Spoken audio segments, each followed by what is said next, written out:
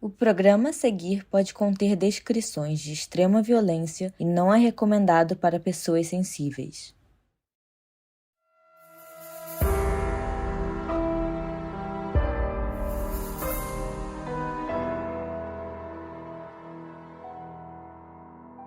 Como você reagiria se sua filha de 2 aninhos desaparecesse? A maioria dos pais ligaria para a polícia, pediria ajuda para procurar e não dormiria de tanta preocupação. Mas não a Casey Anthony. A Casey foi pra festa, saiu com os amigos e fez até uma tatuagem. Em nenhum momento ela contou pra alguém que a filha estava desaparecida. Eu sou a Mabê Eu sou a Carol Moreira. e essa é a história do desaparecimento da Kaylee Anthony.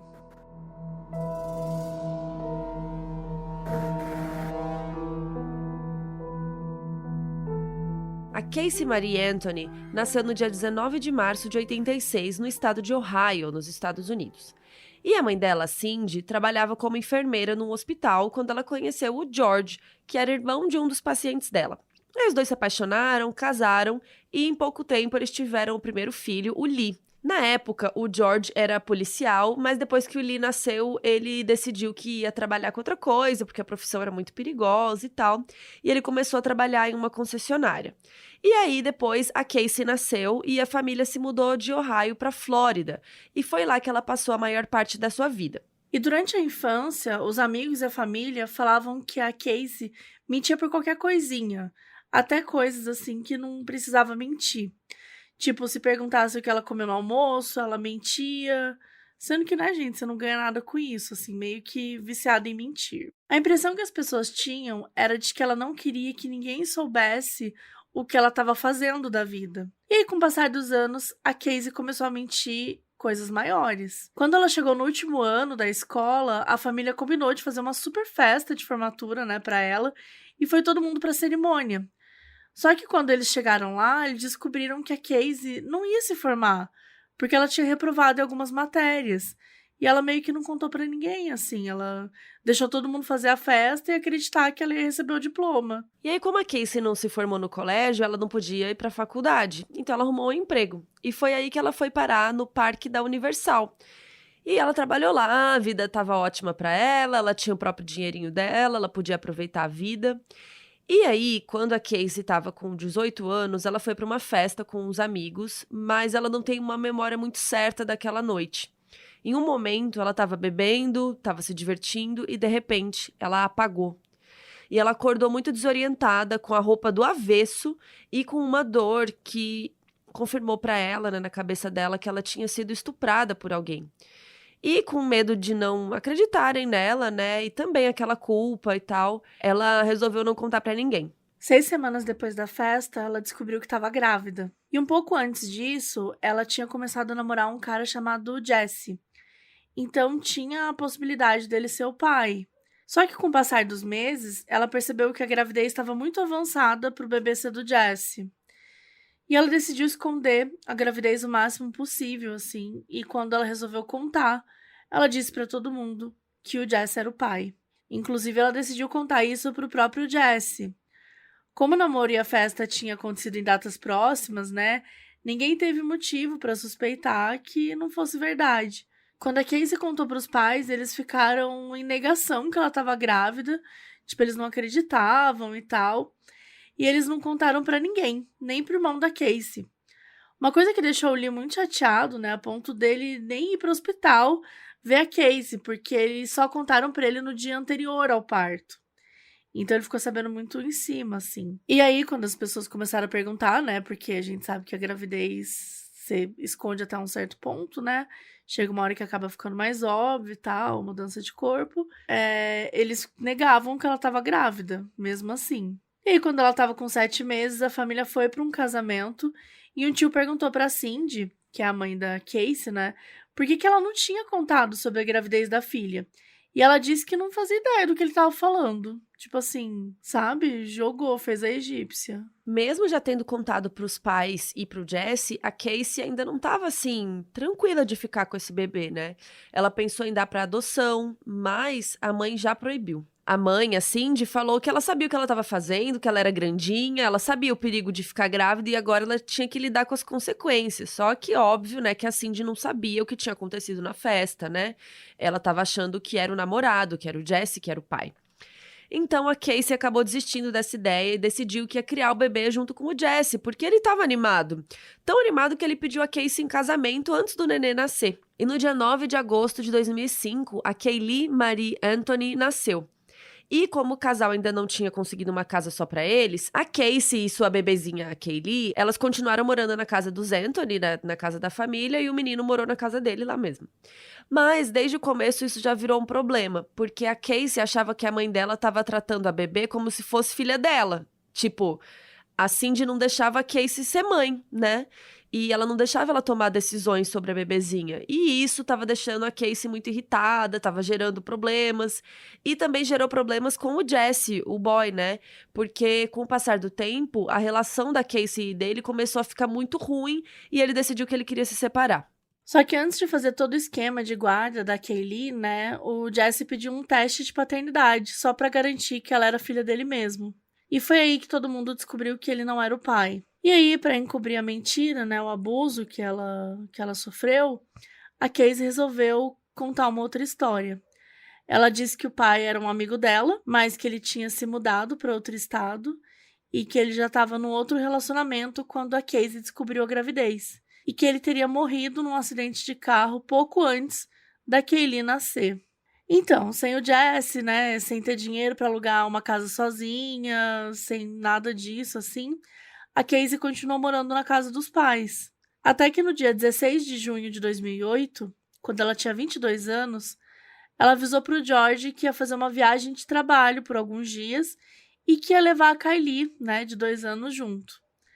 E o George se despediu das duas e foi trabalhar normalmente.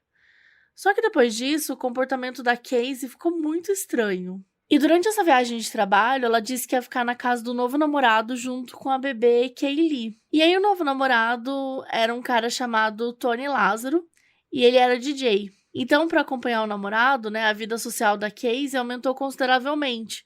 Ela passou a sair todos os dias, postava foto com os amigos, com o novo namorado nas festas, aquela coisa toda. A Casey estava se divertindo tanto que no dia 3 de julho ela fez uma tatuagem escrito Bella Vita, que significa, tipo, vida bela em italiano, né? E durante todos esses dias, ninguém lembrava de ter visto a bebê, a Kaylee, com ela. Ela foi vista no mercado, mas sem a Kaylee, não comprou nada pra menina. Os amigos acharam estranho porque ela sempre levava a menininha pra casa deles, mas de repente a Casey tinha decidido deixá-la só com a babá. E aí, sempre que os pais ligavam, ela dizia que a bebê tava dormindo, que tava com a babá, que tava na casa de uma amiguinha, sabe? Que ela não podia falar no telefone. Só que, com o passar das semanas, a Cindy, a avó da bebê, né, começou a ficar nervosa e decidiu ir até a casa do namorado da Casey pra ver o que tava acontecendo. Enquanto isso, o George, o vô, recebeu uma ligação dizendo que o carro dele tinha sido encontrado abandonado num estacionamento. E quando ele chegou lá, ele viu que era o carro da Casey, que estava no nome dele. E aí ele tinha uma chave também, ele abriu o carro e encontrou a bolsa da Casey e algumas coisas da bebê no banco de trás. Mas quando eles abriram o porta-malas do carro, a situação ficou muito preocupante. Parecia que alguém tinha morrido lá dentro.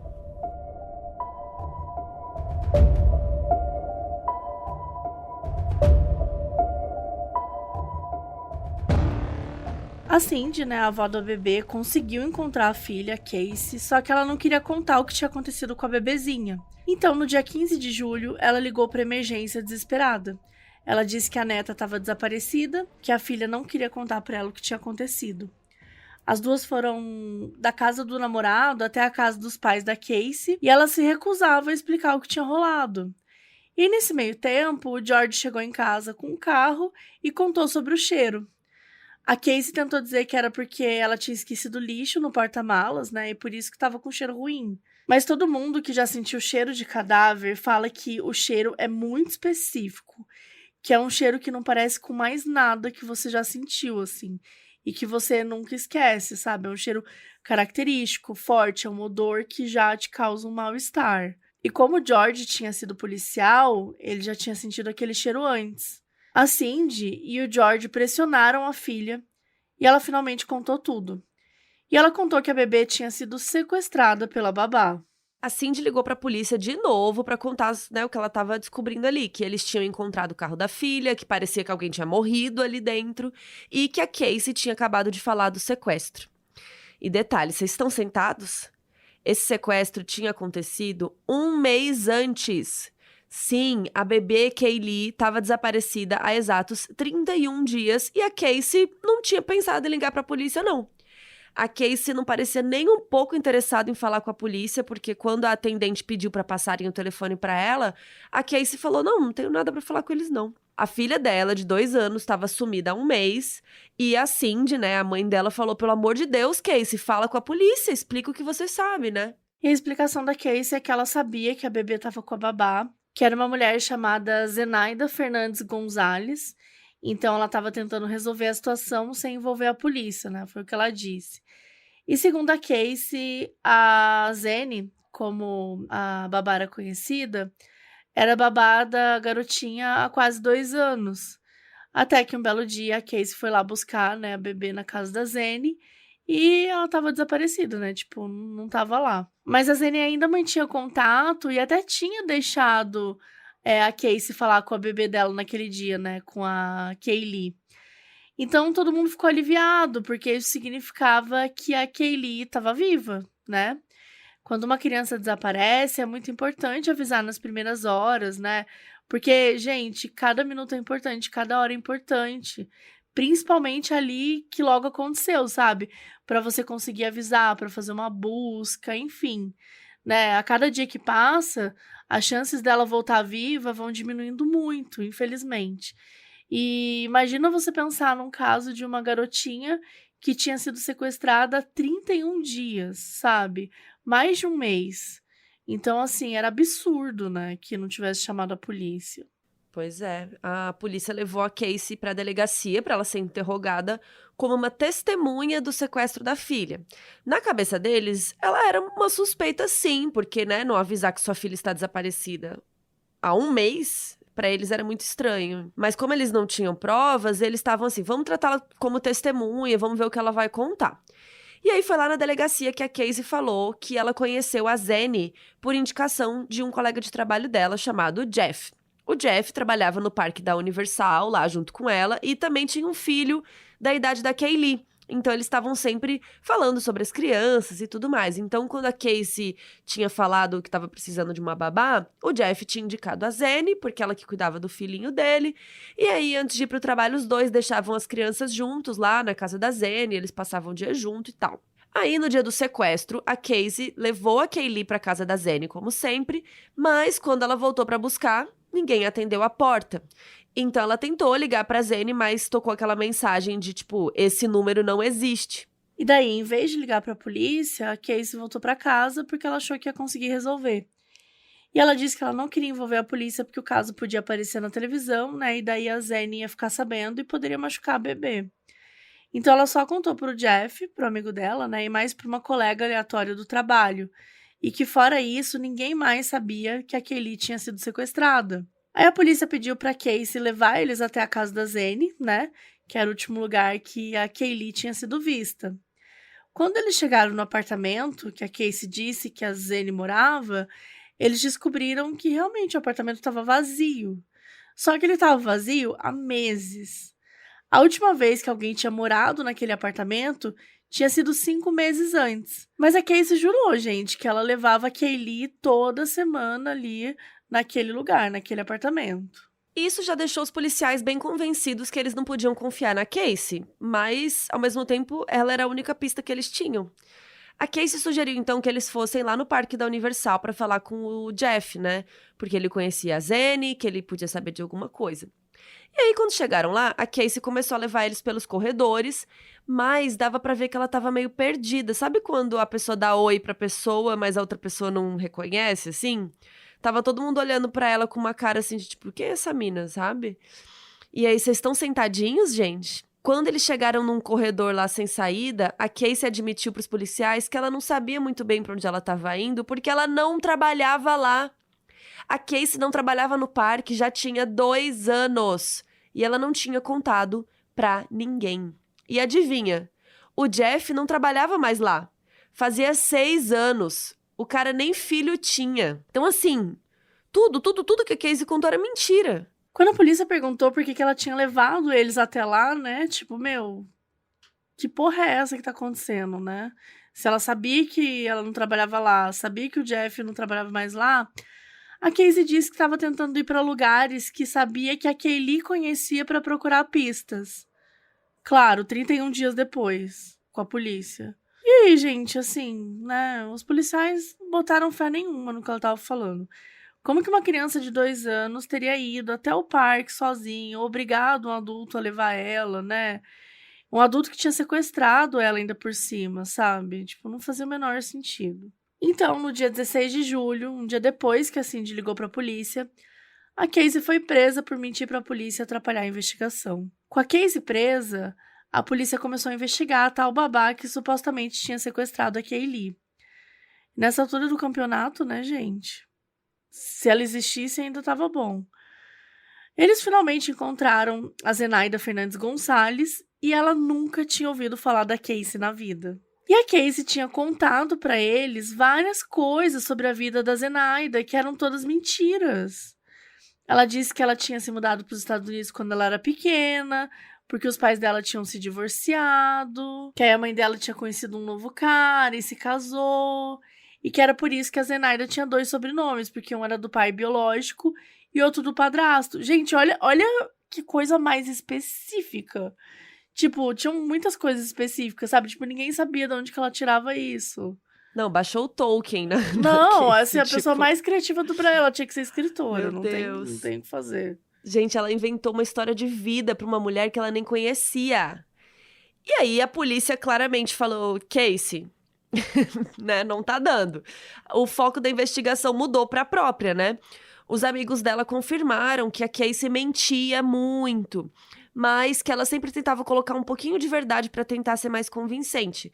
Por exemplo, né, ela mentiu que trabalhava no Parque da Universal naquele momento, mas ela realmente tinha já trabalhado lá antes, né? Ela mentiu sobre levar a Kaylee pra casa da babá naquele prédio, mas ela tinha uma amiga que morava naquele prédio, então ela realmente já tinha levado a bebê lá. Enfim, tipo, ela mentiu, né, sobre o Jesse ser o pai da Kaylee, sobre a formatura, e deve ter mentido mais um monte de coisa aí ao longo da vida também. Os amigos também confirmaram que já tinham ouvido a Casey dizer que tinha deixado a Kaylee com essa tal de Zene. E aí, quando esse detalhe foi divulgado, o público começou a especular e eles criaram uma teoria muito louca. Existe um remédio controlado chamado Xanax, que normalmente é receitado para ansiedade, porque ajuda a acalmar a pessoa e tal, e ajuda ela a dormir. Nos Estados Unidos, esse remédio tem o apelido de Zene. Tipo, as pessoas falam, eu tomei um Zene ontem e dormi que nem uma pedra, sabe? Então, a teoria era de que sempre que a Casey dizia que a Kaylee estava com a Zene, né, quando saía com os amigos, ela tinha dado, na verdade, Zene para a filha dormir a noite toda e ela poder sair sem deixar com ninguém. E aí bateu a suspeita de que talvez a Casey teria dado remédio demais para Kaylee, que ela teria morrido, e aí teriam tentado esconder, né, o corpo e tal, e essa culpa dizendo que ela tinha sido sequestrada. E mesmo com todas as mentiras, os pais da Casey nunca pararam de defender ela. A Cindy tinha certeza que a filha era inocente e que o desaparecimento, né, da garotinha não tinha nada a ver com ela. Talvez ela estivesse mentindo porque ela estava confusa, porque ela estava doente, ou realmente ela não sabia o que tinha acontecido, que ela estava dando ali seu melhor. E a Casey estava lá na prisão desde que mentiu pra polícia lá no Parque da Universal, né? Só que quanto mais tempo passava, pior ficava pra ela. Da primeira vez que os pais foram visitá-la na prisão, ela não esboçou nenhuma reação quando falaram da nenezinha. Os únicos momentos em que ela chorou foi quando ela reclamou sobre o quão difícil estava sendo tá ali, né, tá presa. Tipo, ela não esboçava emoção com relação a Kaylee. Nessa mesma visita, os pais da Casey falaram que eles estavam muito tristes porque eles estavam com saudades da bebezinha, que eles queriam ser avós melhores e tal. E uma coisa chamou a atenção na resposta da Casey, porque ela disse que eles tinham sido avós maravilhosos no passado, né? Não é que eles eram avós maravilhosos, ela falou no passado. Então, assim, até aquele momento, a Kaylee só estava desaparecida. Então, por que ela estava falando no passado como se ela tivesse morta? E e o comportamento da Casey começou a ficar cada vez mais confuso. Em uma das ligações que ela fez para a mãe enquanto ela estava lá na prisão, ela reclamou que a mãe estava dando entrevistas para pedir para as pessoas procurarem pela Kaylee. E quando a Cindy disse que uma amiga da família, né, tinha ligado para oferecer ajuda, a Casey disse para ela não aceitar, porque ela não gostava da mulher. E a Casey pediu o telefone do Tony, né, o namorado DJ dela, e a Cindy disse que não tinha e passou o telefone para uma amiga da Casey. E a amiga perguntou se o Tony tinha alguma coisa a ver com o desaparecimento da Kaylee. E a Casey disse que não, que ela só queria falar com ele mesmo. Nessa hora, a amiga começou a chorar, dizendo que ela estava muito preocupada e que se alguma coisa acontecesse com a Kaylee, ela ia morrer. E aí ela disse que a Casey, com a maior voz de tédio, assim, disse pra amiga parar de ser dramática. Agora, imagina você chorando porque a filha da sua amiga tá desaparecida e a sua própria amiga, tipo, diz que você tá sendo dramática, né? Assim, claramente ela tinha um comportamento muito estranho pra uma pessoa que, né, tá com a filha desaparecida há mais de um mês. Depois que a Casey foi presa, o caso começou a chamar a atenção do país todo. E um advogado se ofereceu para defendê-la. O nome dele é José Baez. A gente vai falar, tipo, José, mas, sei lá, parece meio José. Não sabemos direito como pronuncia. Só que vocês já podem ter ouvido falar desse nome antes, não sei com que pronúncia, mas talvez já ouviram falar, porque ele foi o advogado do Aaron Hernandez, que a gente já contou aqui no episódio 18 do podcast, que era um ex-jogador de futebol americano que foi acusado de matar o cunhado. E, mais recentemente, o José também defendeu o Harvey Weinstein, sim, um produtor de Hollywood que foi preso por abuso sexual, né, que era o produtor, enfim. E aí, com o caso da Casey, né, foi o que tornou ele conhecido por defender pessoas meio questionáveis aí. Mas o que importa é que o José é um ótimo advogado, conseguiu que o juiz concordasse em soltar a Casey se ela pagasse uma fiança. Então, no dia 21 de agosto, pouco mais de um mês depois de ser presa, a Casey foi solta depois de pagar uma fiança de $500 mil. Mas com que dinheiro, né? Vocês devem estar se perguntando. Um cara rico, aleatório, X, doou esse dinheiro na esperança que ela contasse para a polícia as informações que ela sabia sobre o desaparecimento.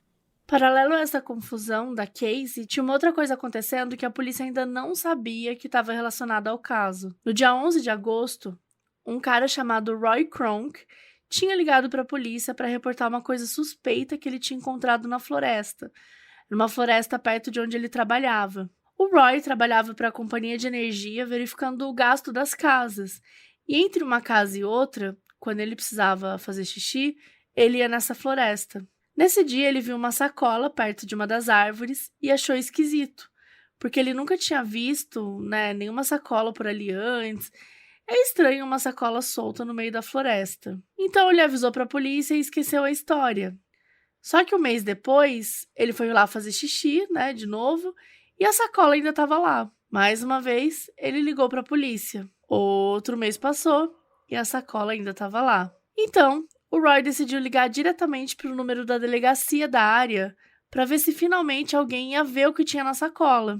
A delegacia mandou policiais vir verificar, mas não enquanto o Roy estava lá. E daí eles deram uma olhada, não acharam a sacola e seguiram a vida. Até que no dia 11 de dezembro, 4 meses depois que o Roy ligou pela primeira vez, ele passou na floresta e a sacola ainda estava lá. Cansado de ligar para a polícia, porque ele viu que não ia dar em nada, o Roy pegou um pedaço de madeira e foi tentar abrir a sacola sem tocar nela. E lá dentro, ele encontrou um crânio.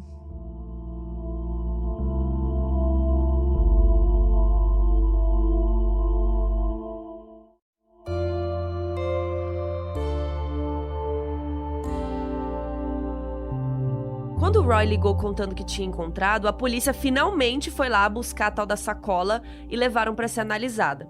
Lá dentro, eles encontraram os ossos de uma criança enrolados em um cobertor do ursinho Puff. Como o cadáver já estava em um processo de decomposição muito avançado, não tinha como eles fazerem uma autópsia, para descobrir a causa da morte e tudo mais. A Flórida é um lugar muito quente, muito úmido, e a sacola estava lá, 4 meses, né? Então, a decomposição estava muito avançada, tinha acontecido muito rápido. A única coisa que eles podiam fazer era analisar o conteúdo ali para ver se encontravam mais alguma pista. Perto do crânio foi encontrado um pedaço de fita adesiva, o que fez a polícia achar que a boca da criança tinha sido tapada por algum motivo. E claro que eles iam tratar isso como um homicídio desde o começo, porque não é um acidente você esconder o cadáver de uma criança na floresta, né? E nesse momento, a Kaylee ainda não tinha sido encontrada. E a polícia não tinha nenhuma nova pista, né, do que tinha acontecido. E como o lugar onde os ossos, né, tinham sido encontrados ficava a 400 metros da casa do George e da Cindy, a polícia resolveu testar o DNA para descobrir se era a Kaylee. E foi assim que 6 meses depois do desaparecimento, a Kaylee Anthony, de 2 anos de idade, finalmente foi encontrada. Então, a Casey foi presa mais uma vez. E agora, ela foi acusada do assassinato da sua própria filha.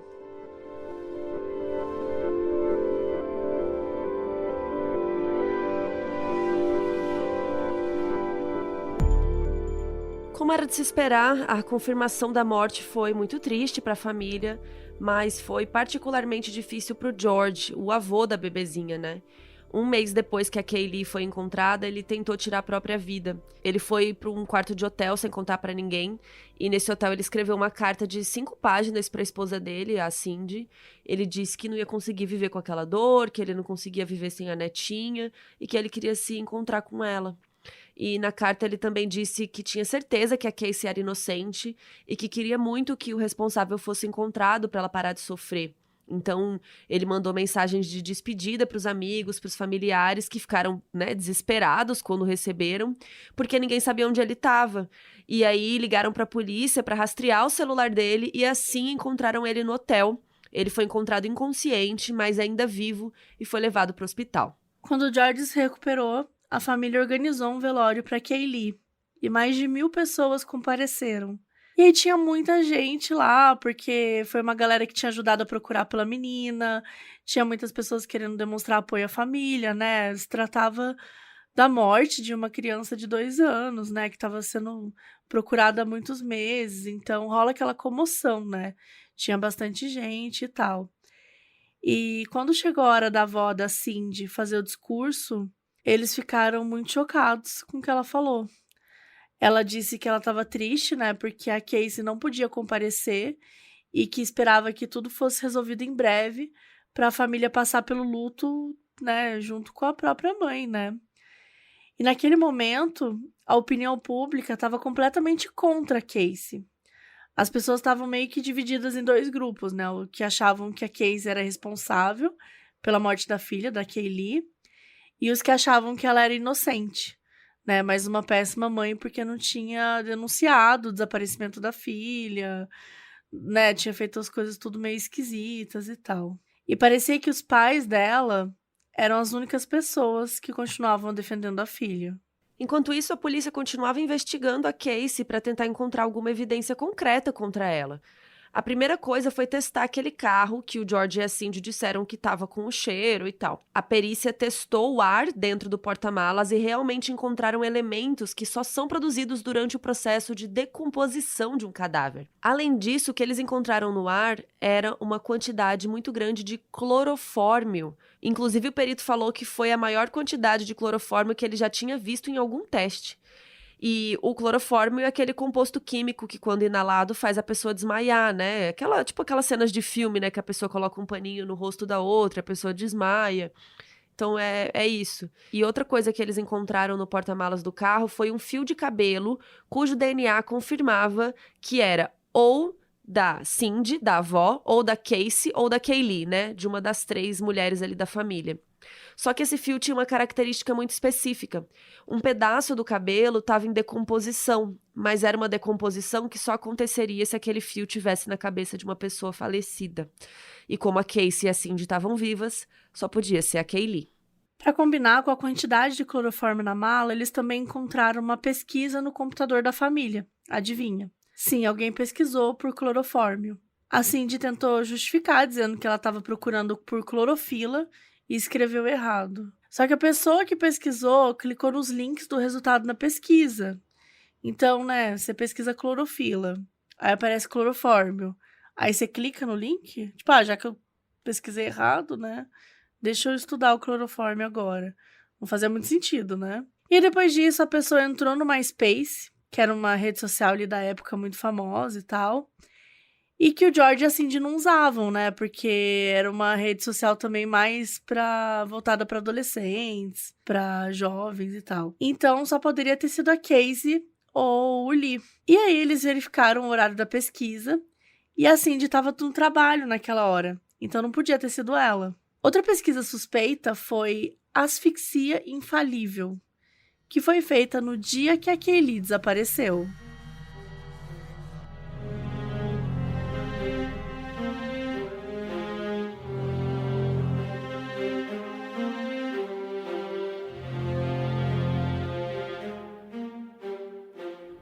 Durante todo esse processo de investigação, a Casey continuava presa e demorou bastante para o julgamento ser marcado. Um dos motivos que demorou muito é porque deu trabalho para encontrar um grupo de jurados correto aí para esse caso. Porque, não sei se vocês já sabem, que eu já fui jurada. Não resisti, gente, desculpa. Mas para ser jurado lá nos Estados Unidos, eles têm aquela coisa da pessoa não ter nenhum conhecimento prévio sobre o caso, né? Para você julgar só com as informações do julgamento que forem apresentadas ali.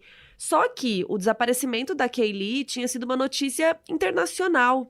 Então foi muito difícil achar pessoas que já não odiassem a Casey, né? Tipo, como que você não fala da sua filha? Um mês, não sei o quê. Então muitas pessoas já eram parciais com relação a ela, né? Mas depois de muito esforço e tal, eles conseguiram chegar ali num grupo de júri. Mas antes do julgamento, a promotoria tentou fazer um acordo com a Casey. O acordo era que ela ficaria presa por 20 anos e teria que admitir que foi responsável pela morte da Kaylee. Mas a Casey não queria admitir isso de jeito nenhum. Então a promotoria anunciou que ia pedir a pena de morte caso os jurados decidissem que ela era culpada. O julgamento começou no dia 24 de maio de 2011, 3 anos depois da morte da Kaylee. A Casey estava sendo acusada de homicídio doloso, maus tratos e 4 acusações de fornecer informações falsas às autoridades. As 4 mentiras eram o trabalho dela no Parque da Universal, a existência da babá, ela ter contado para os colegas de trabalho que a Kaylee desapareceu e que ela teria falado com a Kaylee pelo telefone enquanto ela estava sendo sequestrada. A teoria da promotoria era que a Casey tinha dopado a bebezinha com o clorofórmio, colocado a fita adesiva no rosto dela para sufocar e depois que ela estava morta, tinha colocado ela no porta-malas do carro até pensar onde esconder o corpo. Essa teoria estava ligada ao clorofórmio encontrado ali na porta-malas do carro e a fita que estava dentro da sacola onde, né, os restos mortais da bebezinha foram encontrados. Além disso, tinha um cobertor do ursinho Puff junto com a Kaylee e o quarto dela era todo do ursinho Puff. Então, provavelmente a pessoa que matou ela tinha acesso ao quarto. Então, a teoria era que a Casey tinha matado a filha de propósito porque queria viver uma vida livre de responsabilidades. E era por isso que ela estava se divertindo tanto aí nos 31 dias que a Kaylee estava desaparecida e ela não tinha nem falado para ninguém.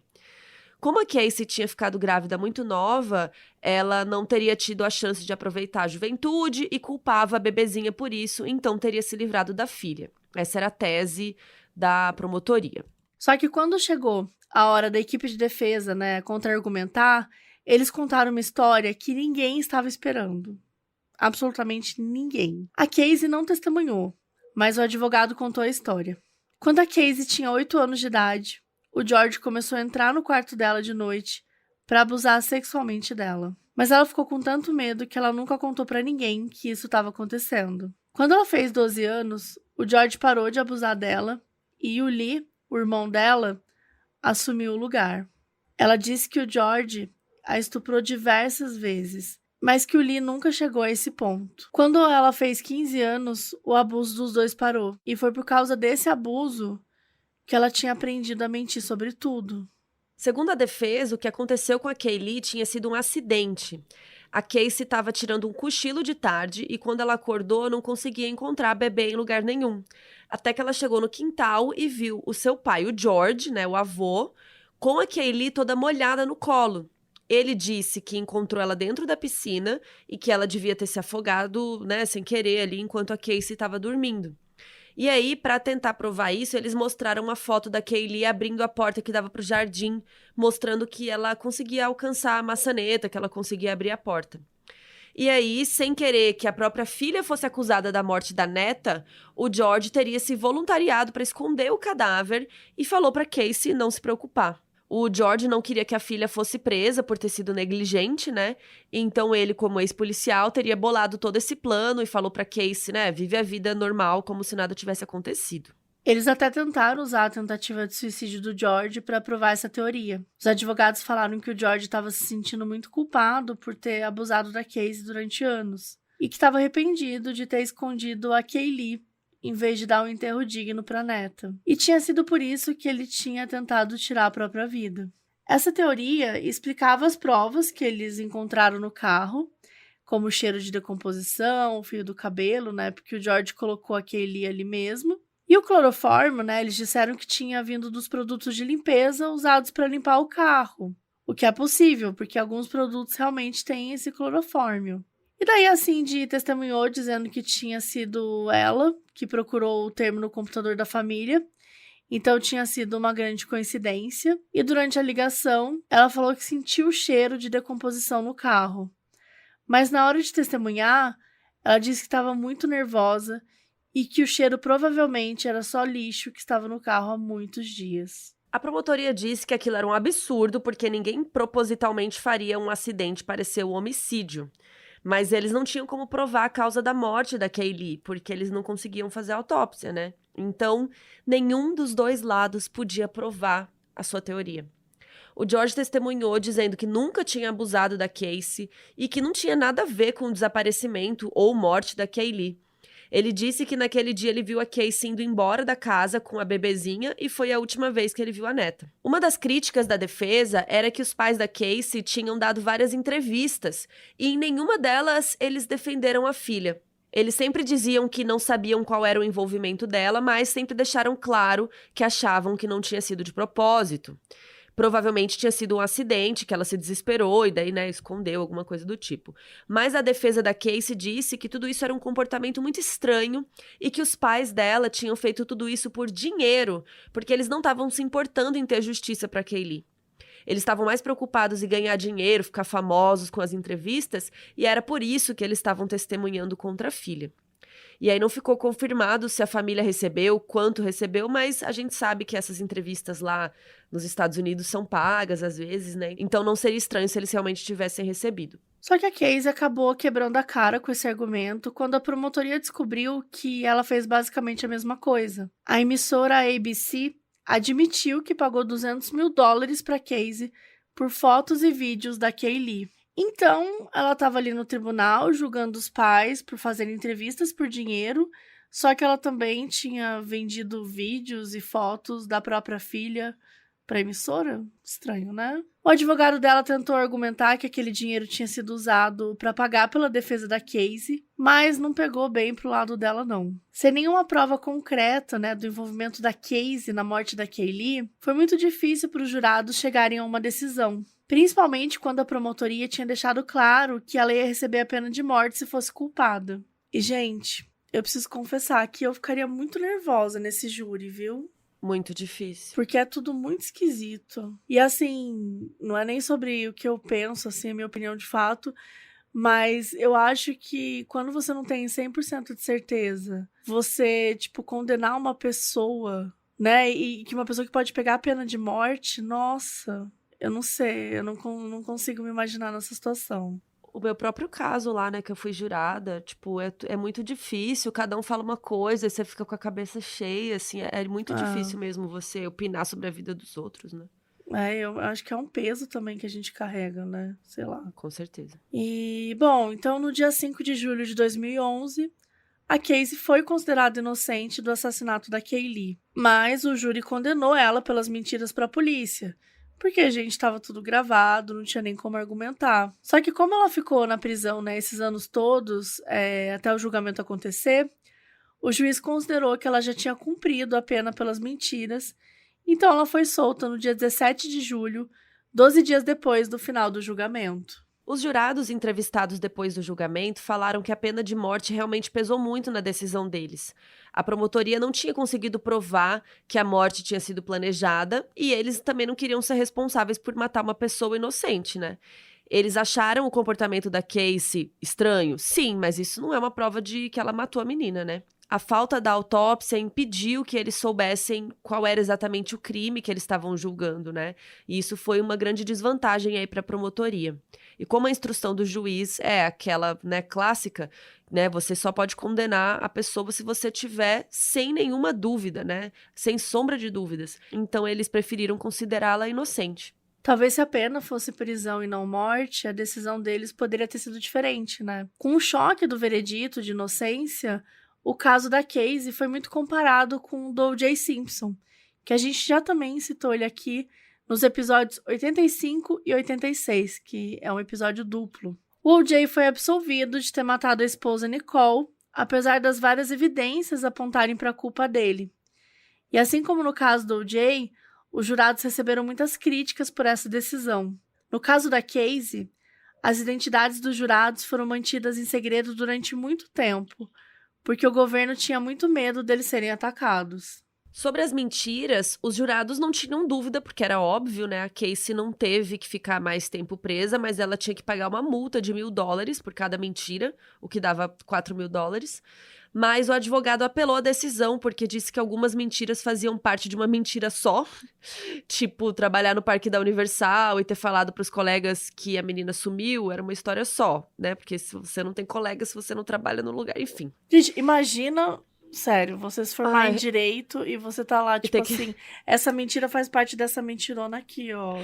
Mas, cara, ser advogada, essas coisas são muito tem a ver com isso, às vezes. Umas picuinhas, uns negocinho. Tipo, você ficar caçando o que é mentira, o que não é, o que dá pra colocar no guarda-chuva da outra mentira. Enfim, a Casey também argumentou que as mentiras nem poderiam ter sido usadas no julgamento, porque ela tinha mentido antes de ser presa, o que fazia também nenhum sentido, porque primeiro você comete o crime, depois você é preso, sei lá.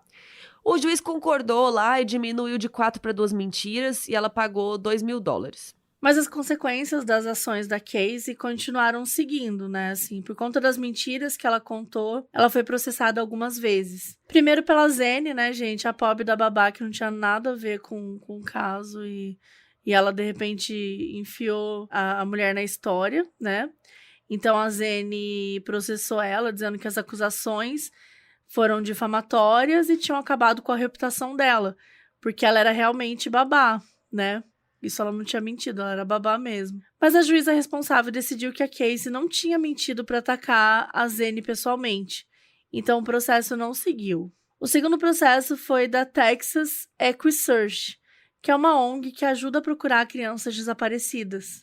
Eles disseram que eles gastaram mais de $100.000 procurando pela Kaylee, sendo que a Casey sabia que ela estava morta e não disse nada. O processo foi resolvido sem ir ao julgamento porque a Casey fez um acordo e concordou em pagar $75.000 ao longo de vários anos.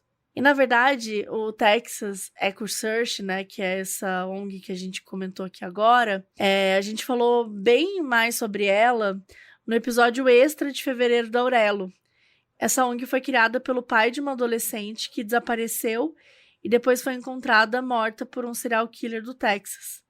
O comportamento da Casey também influenciou a criação de uma nova lei em alguns estados nos Estados Unidos. Ela foi chamada de Kaylee's Law e diz que os pais são obrigados a notificar o desaparecimento dos filhos para a polícia. Na Flórida, né, que foi onde esse caso aconteceu, a lei diz que é ilegal os pais ou responsáveis não reportarem o desaparecimento de crianças. Outros estados seguiram o exemplo e a maior pena é do Alabama, onde os pais podem pegar 10 anos de prisão.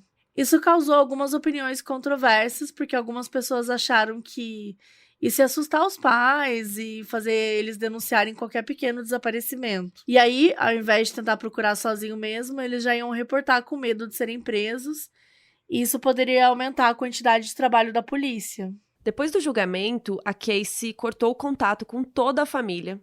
O George e o Lee negaram as acusações de abuso que ela fez e disseram que estavam dispostos para conversar, mas ela não quis. O Lee até comentou que já suspeitava que a Casey ia tentar jogar a culpa no George, né, no pai, mas nunca imaginou que ela ia pegar tão pesado nessa mentira. Lembrando que não tem provas em nenhum dos casos, né, nenhum dos lados, então mesmo que a Casey tenha mentido sobre várias coisas, o abuso pode ser verdade, ou não, também. A gente não tem a menor chance de descobrir isso. Então, sem ter onde morar quando saiu da prisão, a Casey foi para casa do Pat McKenna, que era um dos membros da equipe de defesa dela. Ele é um investigador particular e ofereceu um trabalho para ela de assistente, porque ele sabia o quão difícil ia ser para ela encontrar um trabalho depois que ela saísse da prisão. E ela ficou muito grata pelo trabalho, porque ela também queria ajudar pessoas em situações parecidas com a dela, né? E garantir que elas não seriam crucificadas pela mídia como ela foi. Ela acabou morando com o Pat durante anos, até encontrar um lugar seguro para morar, e ela trabalha para ele até hoje. Nos anos seguintes do julgamento, 2 livros foram lançados contando lados opostos da história, e os títulos mostram a opinião de cada um dos autores. Em agosto de 2012, o promotor responsável pelo caso, o Jeff Ashton, lançou um livro chamado Imperfect Justice, que seria tipo Justiça Imperfeita em português. Em 2013, o canal Lifetime lançou um filme chamado O Julgamento de Casey Anthony, que é baseado no livro do Jeff. No mesmo ano, o advogado da Casey, o Josie Bass, lançou o livro Presumed Guilty, que seria tipo Presumindo Culpa em português. Depois disso, as coisas ficaram quietas por anos, até que ano passado, uma bomba explodiu. No dia 29 de novembro de 2022, o canal Peacock lançou um documentário de 3 episódios chamado Casey Anthony, Where the Truth Lies, que seria, né, onde a verdade se encontra, que conta a história do ponto de vista da Casey. Então já vale deixar avisado aí pra vocês que o documentário é bem tendencioso pro lado dela e não questiona nenhuma das inconsistências de todas as histórias aí que ela contou e nem as coisas esquisitas que ela fez enquanto a Kaylee estava desaparecida, né? Por exemplo, no começo do primeiro episódio, tem uma cena da Casey tirando fotos de um lago, tal, e daí dá pra ver que ela tem uma tatuagem no ombro, e a entrevistadora pergunta o que é. E ela diz que é uma mandala, que simboliza renascimento, não sei o quê. Mas não mencionam que a mandala tá cobrindo a tatuagem lá, a Bella Vita, que foi feita nos 31 dias ali que a Casey esqueceu de ligar pra polícia. Nas gravações da ligação para emergência e de dentro da prisão, o documentário cortou os piores momentos da Casey, como a hora que ela se recusa a falar com o atendente da emergência, ou a hora que ela sacaneia a amiga por estar triste pelo desaparecimento da Kaylee. Sempre que algo suspeito sobre o comportamento da Casey é mencionado, ela só diz que tinha sofrido tanto, né, enquanto a Kaylee ficou desaparecida, que desligou as emoções para lidar melhor com a confusão. Mas que ela tinha certeza que a Kaylee estava bem durante aquele mês, porque ela achava que o pai estava com ela. E era por isso que ela tinha ficado tranquila, né, de aproveitar a vida. E como ela tinha passado a vida inteirinha escondendo de todo mundo, que o pai e o irmão abusaram dela, ela tinha aprendido a fingir que tudo estava bem. A Casey disse que as pessoas tinham uma ideia muito errada da família dela, porque por fora tudo parecia perfeito. Aquela clássica família, sabe? O pai, mãe, um filho, uma filha. Mas quando você vai chegar, né, mais pertinho para dar uma olhada, é tudo fachada. O pai dela era incapaz de falar a verdade dentro de casa, e mentir era quase uma obrigação que todo mundo tinha. Foi por isso que ela cresceu escondendo a verdade. O jeito que ela se comportou ali naqueles 31 dias, né, que a Kaylee estava desaparecida, foi ela imitando o comportamento do pai dela, porque ela cresceu com o exemplo dele. E que ela só teria mentido para a polícia porque ele mandou ela esconder a verdade sobre o que tinha acontecido. No dia que a Kaylee morreu, a Casey disse que ela resolveu tirar um cochilo e acordou com o George sacudindo ela e perguntando onde a Kaylee estava. E aí os dois começaram a procurar pela casa toda, porque, segundo a Casey, a bebezinha sabia que ela não podia ficar sozinha, então era muito estranho ela ter levantado da cama e sumido. Quando George chegou no quintal da casa, ele encontrou com a bebezinha desacordada dentro da piscina, tirou ela da água e começou a gritar pra Casey, né, falando que era culpa dela, que ela tinha deixado aquilo acontecer com a filha. E nessa hora a Casey começou a chorar e o George mudou de atitude. Ele disse que ia ficar tudo bem, que ele ia cuidar disso e que a Casey não precisava se preocupar. Então ele colocou a Kaylee no carro e foi embora. A Casey disse que não sabia o que tinha acontecido depois disso, mas que o George disse que ela estava bem e foi por isso que ela não avisou para ninguém sobre o desaparecimento. E na época, a Casey acreditou no que o pai estava dizendo, mas no documentário ela diz que tem certeza de que o que aconteceu com a Kaylee não foi um acidente. Não tinha motivo para ela tentar entrar na piscina sozinha, então a Casey acha que o George abusou da Kaylee, assim como ele teria feito com ela, e afogou a garotinha na piscina para esconder o que tinha acontecido. Porque se ele ou a Casey ligassem para a polícia, eles iam examinar a Kaylee como se fosse um afogamento e não iam procurar por sinais de abuso. Na teoria da Casey, o George tentou abusar da Kaylee, ela começou a fazer barulho, sei lá, e para não acordar a mãe, né, para não acordar a Casey, ele colocou um travesseiro no rosto dela e acabou matando a menininha sufocada. Essa versão bate um pouco mais com o que a promotoria falou durante o julgamento. Eles disseram que não fazia sentido a Kaylee só ter caído na piscina e o George tentado esconder, como se fosse um assassinato, né? Porque ia ser muito pior ainda se a polícia encontrasse o cadáver da Kaylee na floresta, como eles encontraram, do que se simplesmente ele tivesse ligado pra polícia e falado que foi um acidente, sabe? Então, assim, que era muito estranho alguém fazer um acidente parecer um homicídio de propósito, né? Mas, se outra coisa tivesse acontecido e o afogamento fosse uma tentativa de encobrir o fato, esconder a Kaylee por um tempo ia dificultar a autópsia e a descoberta da causa real da morte, né? E como o George era policial, ele saberia disso. Durante os 31 dias que a polícia não foi avisada, a Casey se comportou normalmente, porque o George disse que a Kaylee estava bem, mas que ela não podia contar para ninguém o que tinha acontecido. Então, a Casey continuou indo para festas com os amigos, dormindo na casa do namorado, e em momento nenhum ninguém percebeu que tinha alguma coisa errada.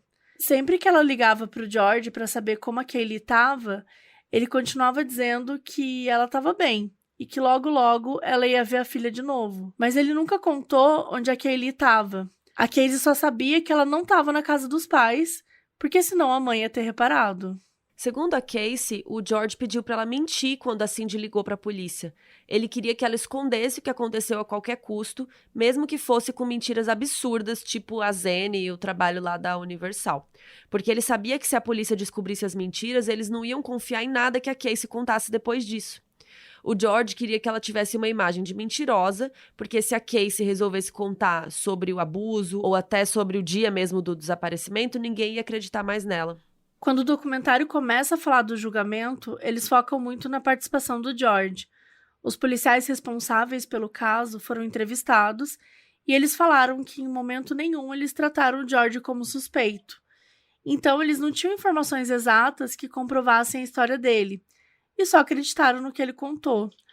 Por exemplo, eles usaram o celular da Casey para descobrir onde ela estava no dia do desaparecimento. E você só consegue ter esse tipo de informação porque os celulares eles se conectam a torres eletrônicas diferentes enquanto você está se movimentando.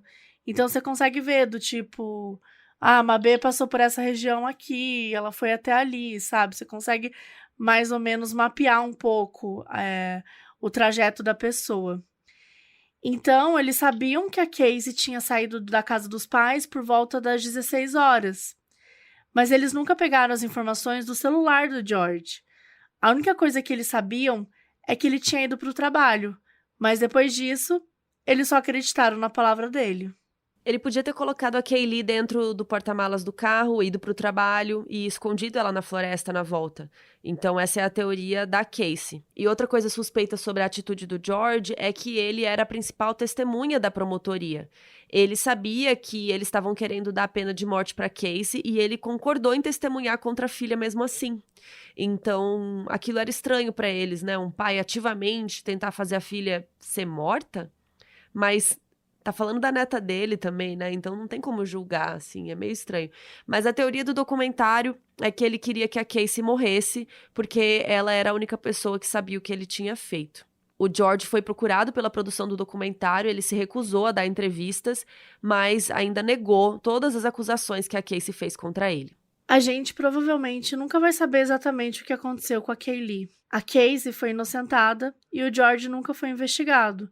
Então só o que a gente tem são versões diferentes de uma mesma história. A única verdade que temos é que uma criança inocente morreu.